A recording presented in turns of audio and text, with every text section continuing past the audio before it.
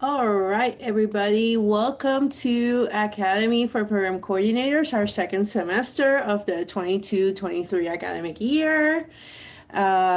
Just a couple of reminders. I posted the attendance and evaluation form. I will post them again momentarily. Next sessions, next month, we have our esteemed colleague Kimberly Warfield talking about imposter syndrome. And March, we have Branding Yourself by another great colleague, Davina Belicek. And then we will do our last session of the academy year will be a needs assessment. I will bring out a survey and I want your comments, input for what we can do for next year. Be on the lookout. After this, I will post the next session calendar for the next academic year. And if you are interested, if any of you are interested in a specific topic or presenting an academy, please email me. I am more than happy to see how we can put you on the schedule for the next year. Okay, please mute yourselves upon entering the room.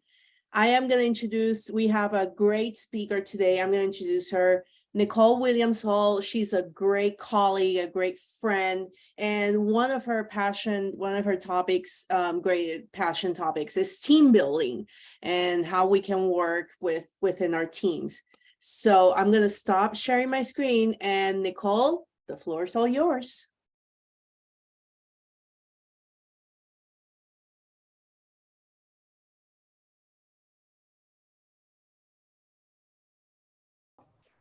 Good morning, everybody. Good morning. All right, so I'm going to let you guys know right now, this is going to be a very interactive presentation. So what I want you to do is take about 30 seconds. I want you to grab some paper, a pen, or a pencil, and let's get ready to get into this thing.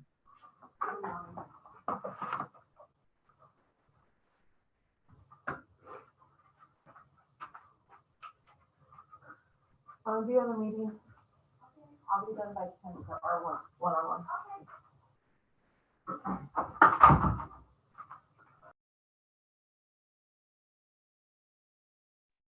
Something for that logical. Now we don't want to go in and actually. All right, you guys have paper and pencils? Talk to me. Yes. All right. So I am going to share my screen, but give me just a second because I'm working off of 3 screens. So I just kind of need to move it about a little bit. So can everybody see my screen? Yes, ma'am. Your speaker view. All right, let's see. We can see your next slide too, though, so. Okay, let me stop share. And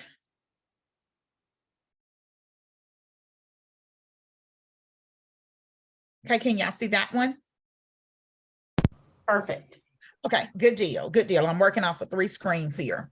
So the first thing I want to thank Aria for inviting me to come speak to the APC about teamwork. We're going to be talking about working with and in teams. So a little bit about me. I am the executive assistant to Dr. Lisa Nash. She's our senior associate dean for the Texas College of Osteopathic Medicine, where Aria, myself, Kimberly Warfield, and Linda Matthews currently work. Kimberly, Aria, and Linda are, our esteemed program coordinators, along with some other GME affiliated office coordinators. And I'm pretty sure there are some that are on here this morning. I am certified in Myers-Briggs Type Indicator, that's more commonly known as the MBTI, as a practitioner. I'm a current student at North Central University, working on my doctorate in leadership in higher education. A little bit of personal background about me. I'm the mother of 2 boys. I have a 21-year-old who will be 22 on the 28th of this month, and a 13-year-old. I love traveling. I love sports. Yes, go Georgia. I am not a TCU fan. So I like football and basketball, board games and skating.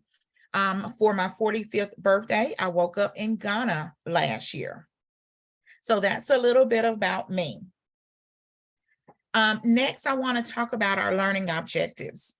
I want to identify the true definition of a team. This is going to be very interactive, as I have stated. So we're going to be unmuting ourselves. We're going to be using the chat functions, and we're going to be talking this morning. We're going to understand how communication affects team interactions, how the levels of teams are and how they can change. We're going to identify those functions of an effective team and identify examples of a dysfunctional team. So let's get to talking. Let's unmute ourselves. Let's look at the chat. And Aria, if you will help me out with the chat. You guys tell me, what do you think a team is, or what is teamwork? Let's talk about it. People working together to meet a certain goal.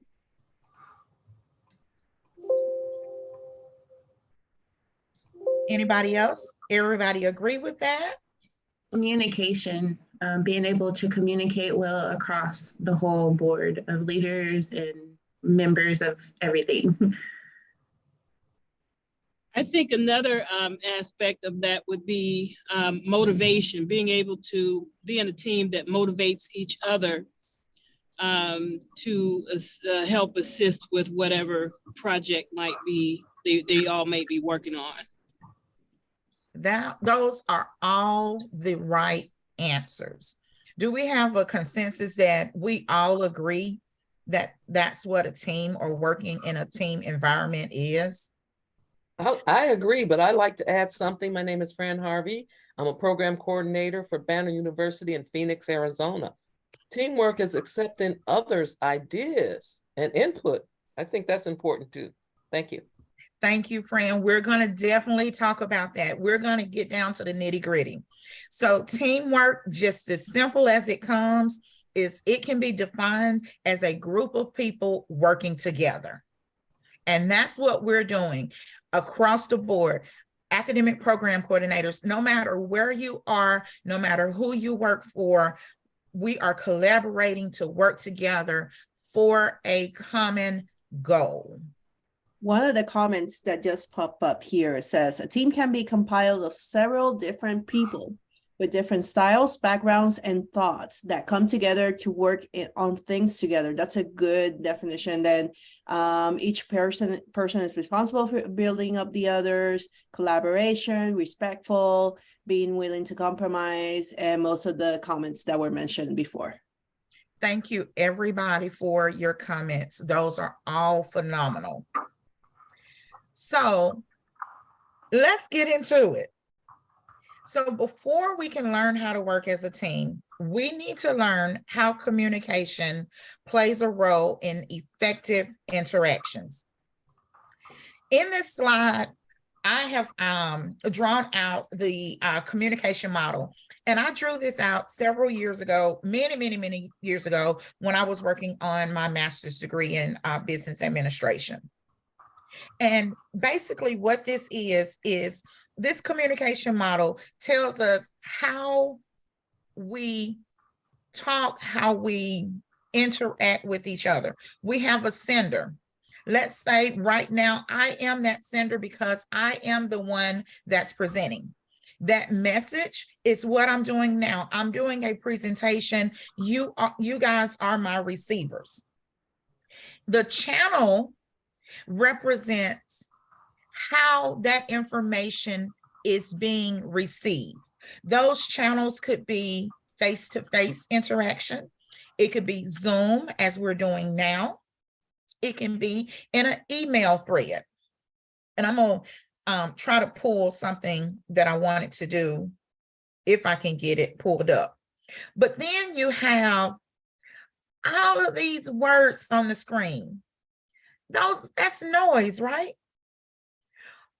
Why do we have noise? Noise is anything that interrupts the message being sent and received in the manner it's supposed to go.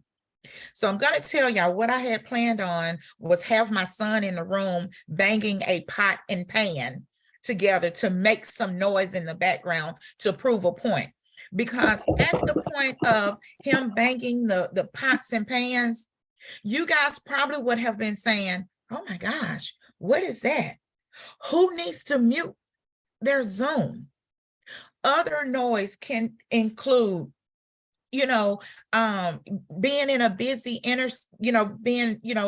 by a busy street, and you have ambulances coming around. Most of us work in some type of hospital environment.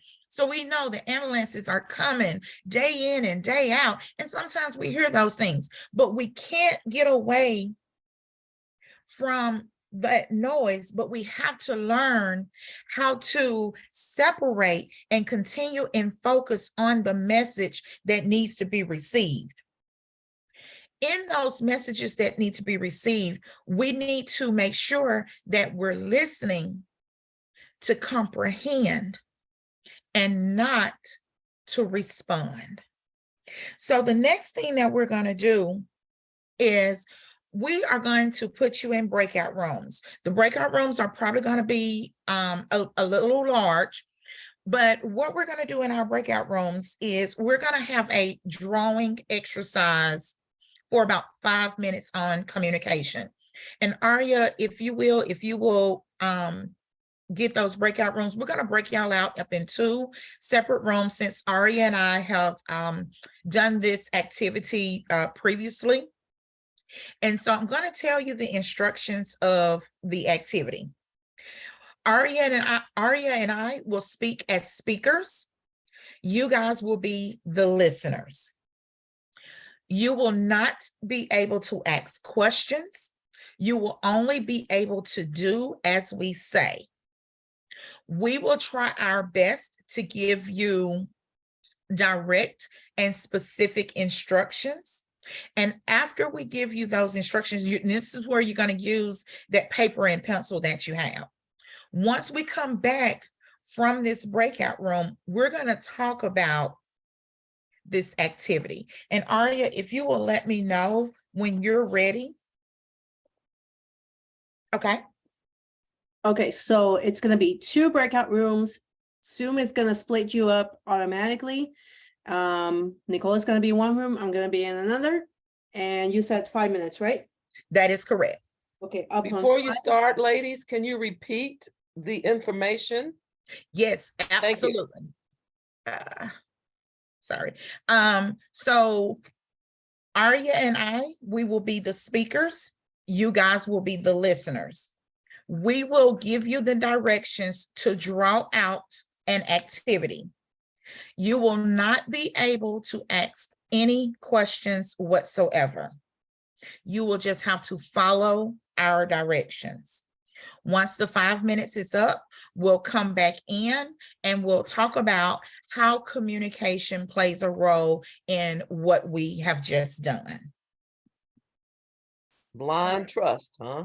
Blind trust. All right, I'm gonna create the rooms and then I have my timer here set for 5 minutes. After that, I will close the rooms. Thank you, Aria. All right, let's do this. Open all rooms.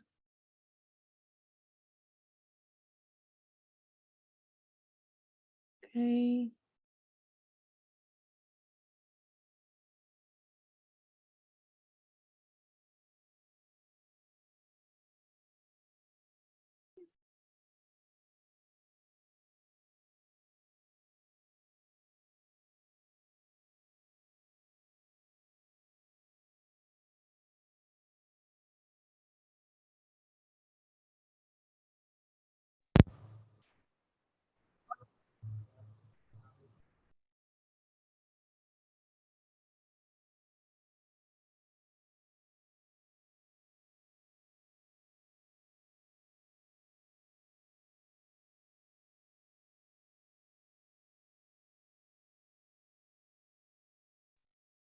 All right, everybody back? All right, can you see my screen? It still should be showing breakout rooms. All right. So let's talk about this thing. Now, everyone that drew the picture based on the instructions given, and I'm going to put the slide up of what the picture looks like. I want you to let us know how closely you came to your picture mirroring what's on the screen. Well, first,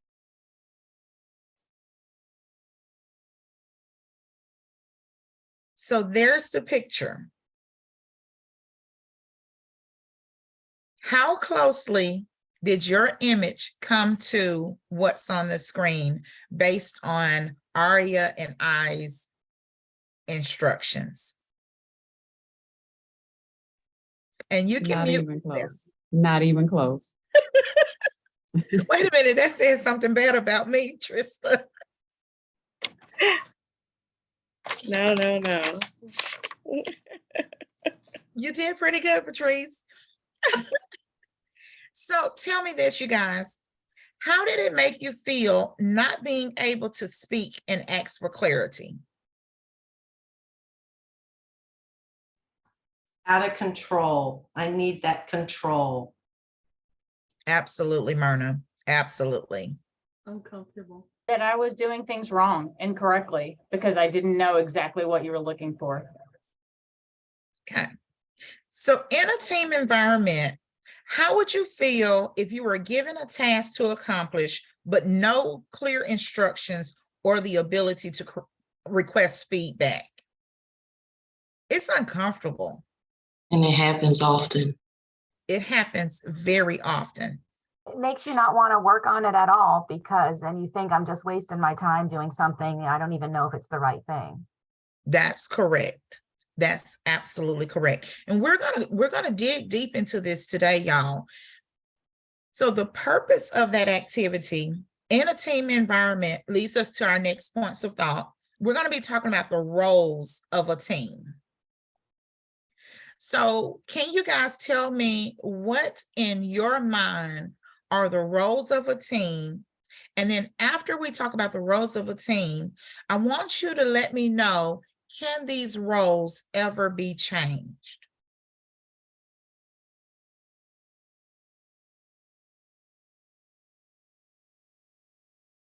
I think every team has a team lead or a team leader, however you wish to label that. Correct. Any others? I think as you build a team, you find out what the gifts are of each member. So each person can bring their strong suit as far as not only supporting others and what they do best, but also just kind of mentoring others for maybe the, what they don't do so well. It's a learning point. Mm-hmm. And do you all think that these roles can be changed over time or based on what you're working on? Absolutely, because in life, there's always changes. In a work environment, there's always changes. So I'd say yes. Yeah, leadership is a constant evolving process. There's no endpoint and you don't reach the pinnacle. It's just a constant growth. That is correct. And I don't think one person can lead constantly. That has to change depending on the situation. That's correct. Also, if your team members go through and get higher education during the time frame, maybe their strengths can change. That is correct. That is correct. I will bring up about RE&I with our MBTI and how it affects our behavior, how it affects our, attitudes and how we interact in team environments. So let's look at these roles. We have a leader. A leader ideally is someone who is tasked with making sure the team receives clear instructions. That would have been Aria and I in the last activity. They should be able to articulate goals and objectives and understand the importance of team morale. They often exude characteristics of having time management skills. They have the ability to be a problem solver and are detail oriented. this role can change based on what you're working on. For me, I'm a leader in my department, whereas I may be in charge of presentations of this magnitude, or what we call is our all OEP meeting, where we meet once a month. I'm the leader in that. My boss expects me to have activities designed for team building. Whereas in this environment, I'm out of my role as an academic program coordinator. Aria would take the lead, and I would just do what she tells me to do because she has the experience as an APC. Then we have the challenger. Now, does that sound real good? The challenger, I call him the devil's advocate. That's just what I call him. These individuals don't just take the leader's word for it. They just don't. They challenge the status quo. They are confident in asking questions and have a deep desire to also look for better ways to accomplish tasks. Doesn't sound like you want to be a challenger, but that's a great way and a great role to have. Yes, Jessica. Nope, just acknowledging that's totally me. That is the me.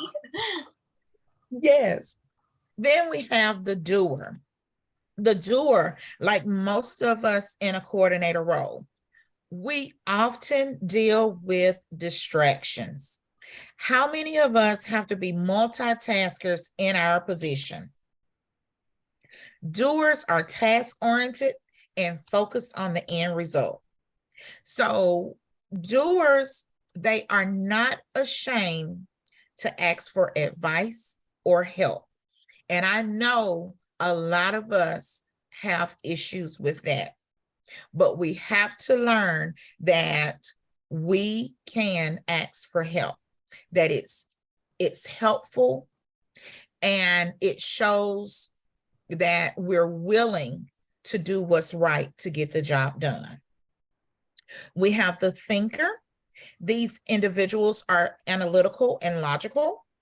They are great problem solvers as they look for multiple solutions when problems arise. Then we have that supporter. We're supporters to our program directors. We're supporters to our residents, interns, fellows. We're supporters to our team, our coworkers, the institution. The supporter, that individual, they promote harmony. They are mild-spirited and they shy away from conflict.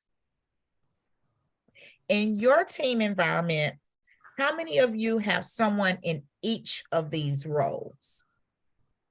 Unmute yourself, or Aria will watch the chat.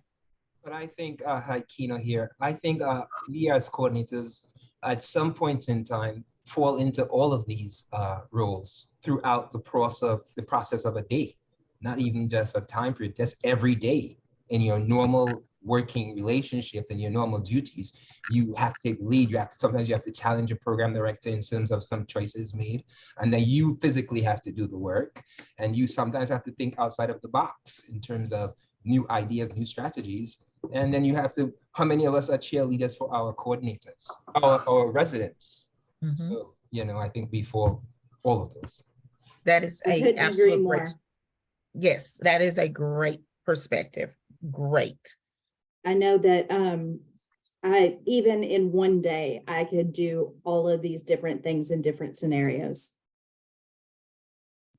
So tell me this, are those roles delegated or are they assumed? Assumed. Assumed.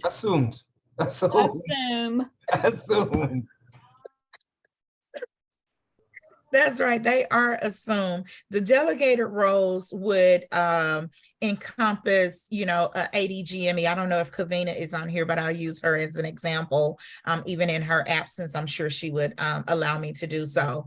That's a delegated role because that's the title that basically, she gets paid to do. So that's a delegated role. But as an assumed role, we have to be the doer, for example. We have the experience of setting up interviews in WebEx or Microsoft Teams, whereas the leader, they might not do that. We have to do it because we are in that role. The doer can take the leader's role because they have the knowledge, the know-how, and the experience. And I think we want, as a leader, we want to be able to do everybody's job because everyone wants to feel comfortable that in my time of need, I have support. That's what being in a team is all about. I have support in my time of need, because one thing that I tell my team is, where I am weak, you may be strong. And we need that in our team environments. So tell me. I'm sorry, Nicole, I have to interrupt for a second. Yes. One of the comments that just came was because it has to be done. And I'm going to say this trying to emphasize the word, but everyone cannot do our jobs. Yes, yes, yes. Amen. You all are a phenomenal group of people. I have had to step in and be a APC from a time or two based on changes in staff. So trust me, I support y'all wholeheartedly. I know what you do does not come easy, and you have to have a passion and love for it. That's what makes a great team. So I'm going to stop and say, we all appreciate you. Regardless if we say it on an everyday basis or not, we do appreciate you. If you don't feel appreciated, just go on vacation for a week. They'll appreciate you when you come back. Yes. I was out of my office for almost 2 weeks for my wedding and my honeymoon, and I came back to like 300 emails. Jesus Christ. Yes, that is correct. And it's healthy and it's okay to change. Okay. So like I stated, Aria and I, we're MBTI certified practitioners. And in our studies, we learned how personalities have a way of giving us hints of the types of roles we play in a team and how we can manage in a team environment. So how many of you guys have taken the MBTI assessment?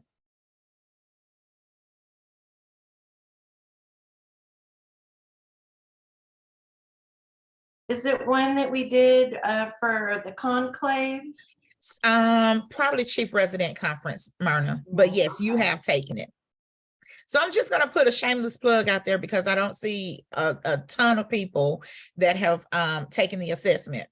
Ari and I are available to travel to your sites to administer the assessment. We are certified. All right, so let's bring this presentation on into why we are really here, working in and with teams. On the screen, I recreated the template from the 5 dysfunctions of a team. It's a leadership fable by Patrick Lencioni. And I read this book probably 25, 30 years ago. Okay, nobody date me. Okay, I told y'all I turned 45 some time ago. Okay, just know I read the book a long time ago. I reread it in preparation for this presentation because when we're looking at dysfunctions, which all of our teams have dysfunctions, we need to understand how we can overcome those dysfunctions and become an effective team. We can turn these around at any time, but it takes willingness and the support to do so. You have to have an open mind. So from the bottom up, let's look at these and let's talk about these briefly because I want to give y'all time to talk and to ask questions if there are any questions. From the bottom up, there's an absence of trust. We often fear when we open up about our vulnerabilities they will be used against us.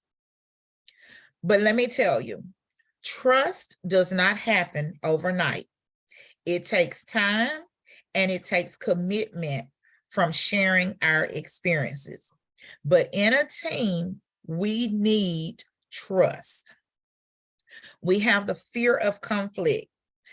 I believe I said conflict can be good. And in order to overcome this fear, I need you guys to recognize that it's okay and it can be productive. Conflict can lead to productive and thought-provoking conversation, which ultimately leads to decision-making. I'm going to say that again. Conflict can lead to productive and thought-provoking conversation, which leads to decision-making. Not saying we have to argue and draw out fight. I'm saying we can stand firm in what we believe in.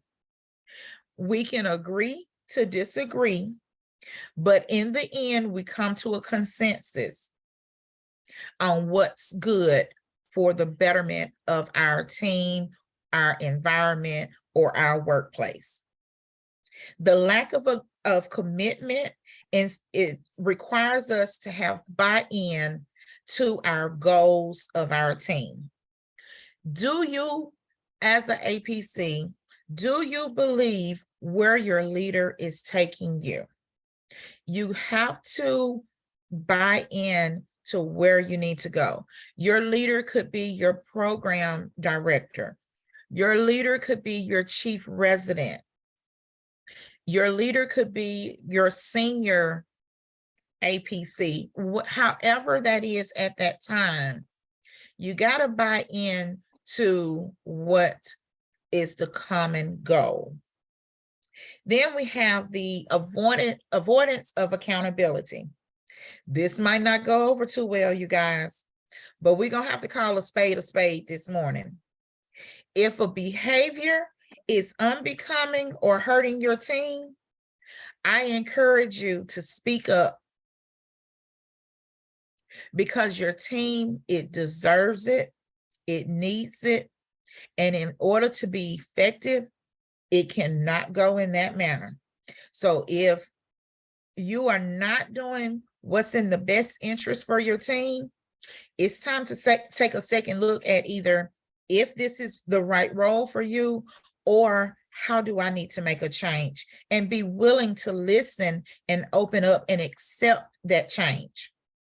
And I'm going to add to that, having feedback, constructive feedback.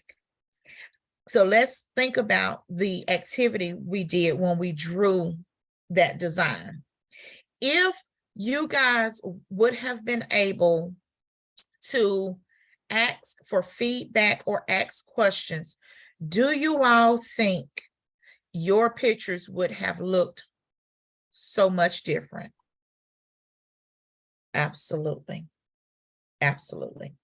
Then our final dysfunction is the inattention to results.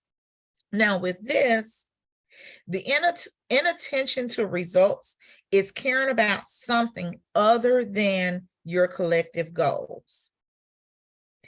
It's the me instead of the team. You got to work together as a cohesive unit. So in order to make these teams effective, guess what you got to do? You got to take these dysfunctions and you got to turn them around. And Aria, will you drop that document in the chat for me, please? Already done. Thank you. So this document about the dysfunctions of teams, I received back in August of 2022. I was a student at Troy University. They offered a free course, a 4-week course in leadership. And so I took that course. It allowed me to receive 4 continuing education credit hours. And so this was one of the documents that we use to look at dysfunctions of teams and how you can turn those dysfunctions around and become an effective team environment. Uh-oh, sorry, y'all. That went to the wrong screen. So I'm going to move this. I want to play this because this just, it does something to me, and I hope it plays. And y'all let me know if there's a problem with it.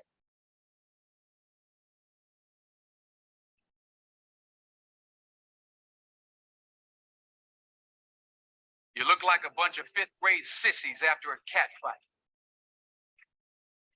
You got anger, that's good. You're gonna need some. You got aggression, that's even better. You're gonna need that too. But any little 2-year-old child can throw a fit. Football is about controlling that anger, harnessing that aggression into a team effort to achieve perfection. When you put that uniform on, that Titan uniform, you better come to work. I think you're nothing. Nothing but a pure waste of God-given talent. You don't listen to nobody, man. You can't run over everybody in this league. And every time you do, you leave one of your teammates hanging out to dry. What was that, Ray? Whatever it is, it ain't blocking. Be break. Give him a break. I'll do a break. Julius, what was it? Let him in. Get the ref once, just one time. I swear to God, if I hit you so hard by the time you come to, oh boy, you're gonna need a new haircut. You understand me? Let's play, fellas.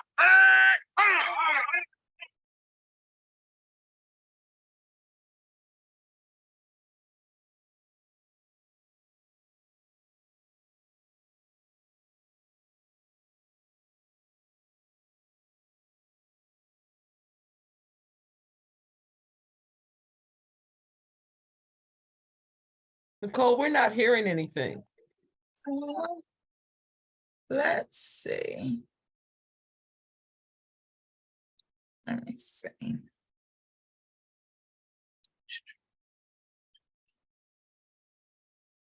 We could hear it, but then when it changed the screen, it stopped. Really? Huh. Okay, I'll just talk about it. That's the scene from Remember the Titans. I'm not sure if you all have seen the movie. It's a great movie, but it hones in on the challenges of becoming a team. And in the end, these two groups of students that had been separated, they learned that they could come in, be a cohesive unit to work together. And then guess what? They started winning games by the end of the season. But it took conflict. It took conflict resolution. It took trusting each other. It took buy-in.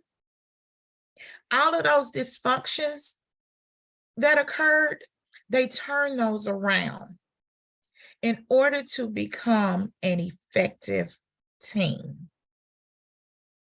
So I am going to end my presentation here and ask if there are any questions. And after any questions, I will put up a slide of resources for places and things that I have used in my career to help me along with building a better team.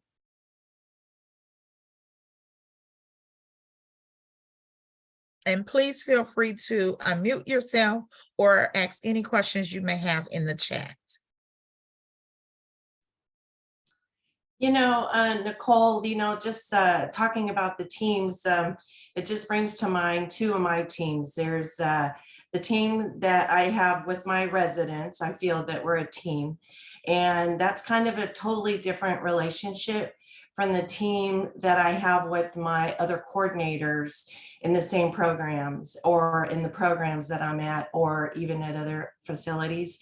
But, all the topics that you talked about today just really touched a lot on how it's just really kind of brought to light more about the more of a team setting with my residents and how I communicate with them as a team member, you know, with looking at that dysfunction.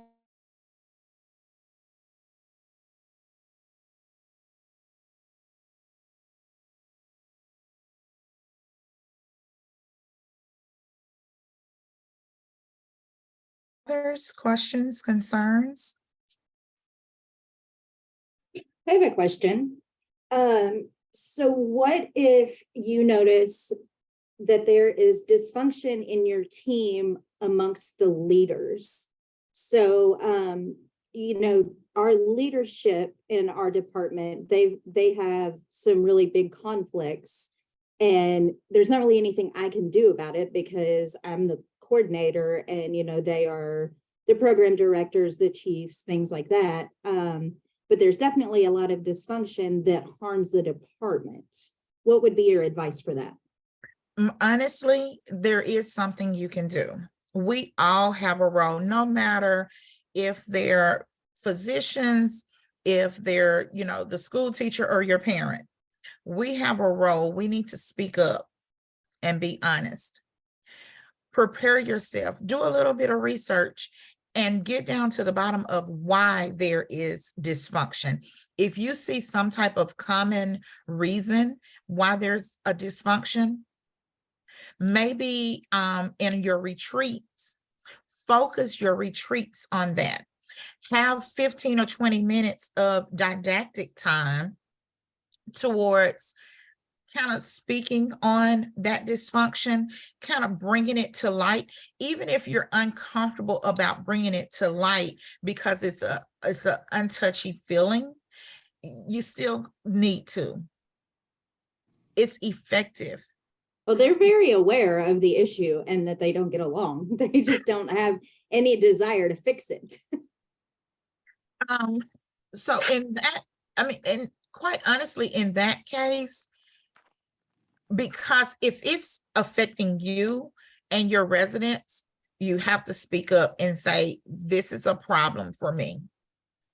This is what it is. This is how I feel. Here's some ideas on ways that I think it can be changed. And being comfortable in owning your truth, that they need to make some corrections. Nicole, can I add something to this? Yes.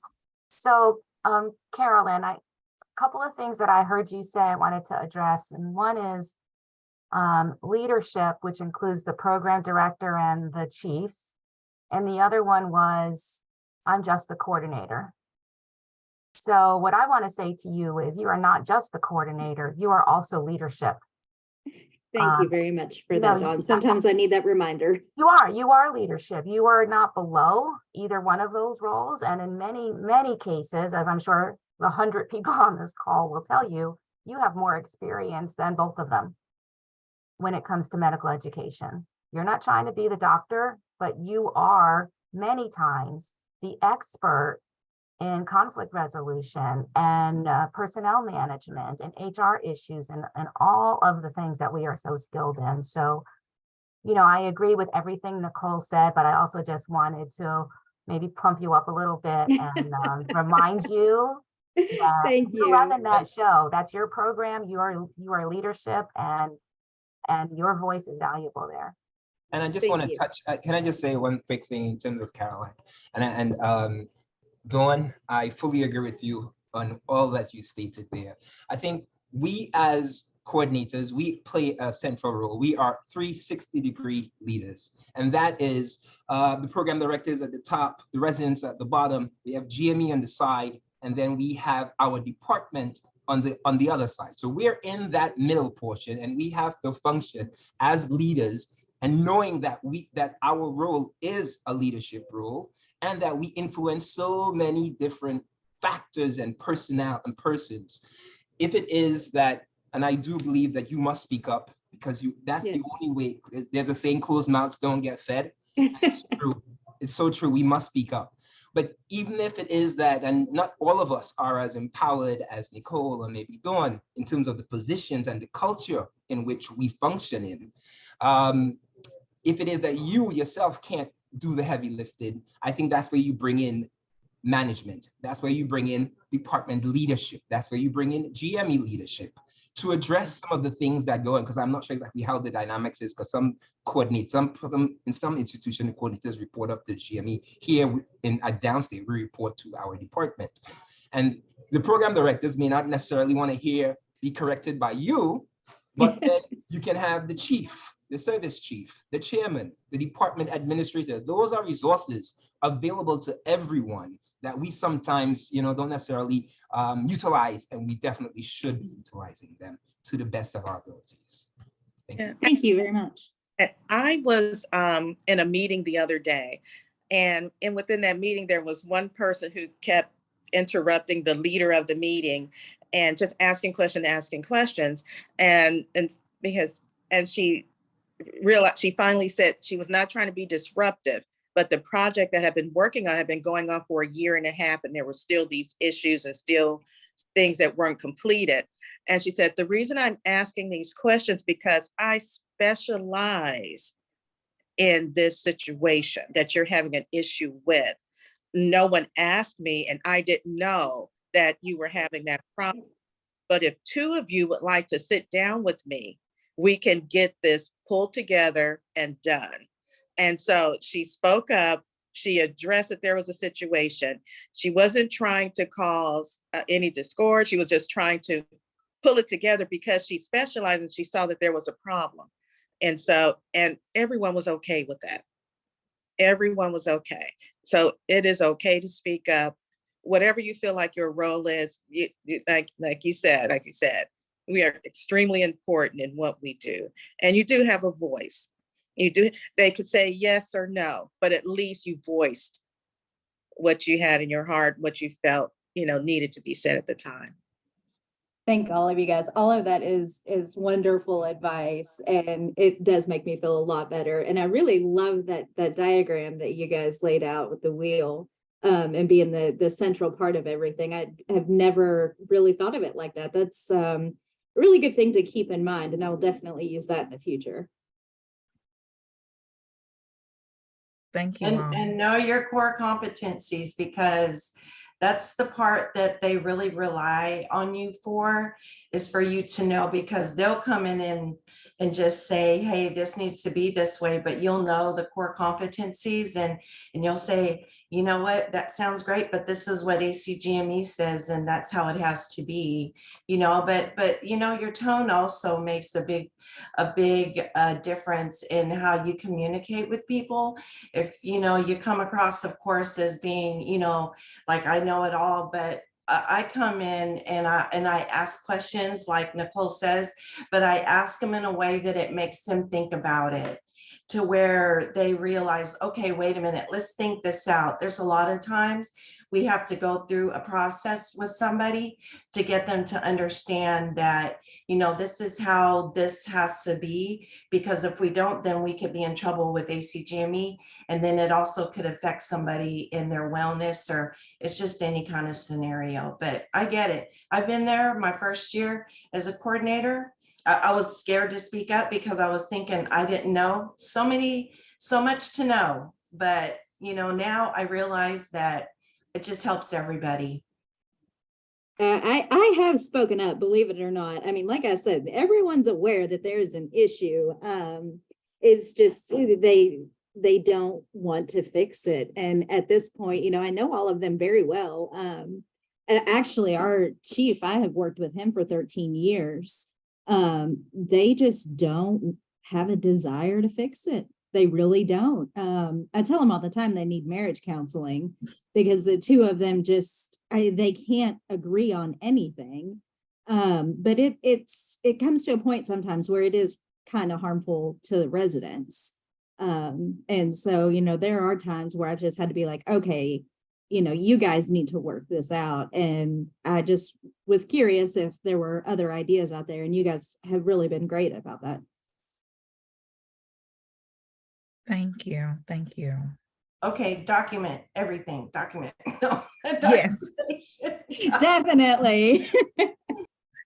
Yes. So in the sake of time, I'm going to move over to the slide with the resources that I used for today's presentation. So I can make sure that you guys are finished at 11 o'clock because we want to respect your time. So these are a couple other resources.